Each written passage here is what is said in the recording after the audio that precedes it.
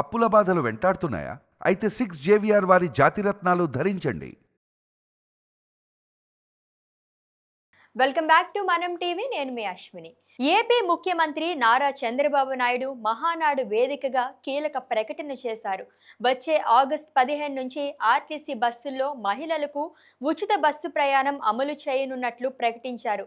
ఇప్పటికే మహిళలకు ఉచిత బస్సు ప్రయాణం అందిస్తున్న కర్ణాటక, తెలంగాణ రాష్ట్రాల్లో అమలవుతున్న విధానాలను కూడా ఏపీ ప్రభుత్వం పరిశీలించింది. ఇందుకోసం ప్రత్యేకంగా మంత్రుల కమిటీని నియమించింది. ఈ కమిటీ బెంగళూరులో పర్యటించి కర్ణాటక ఆర్టీసీ బస్సులో ప్రయాణం చేసి క్షేత్రస్థాయిలో అక్కడ పథకం అమలవుతున్న తీరును తెలుసుకుంది.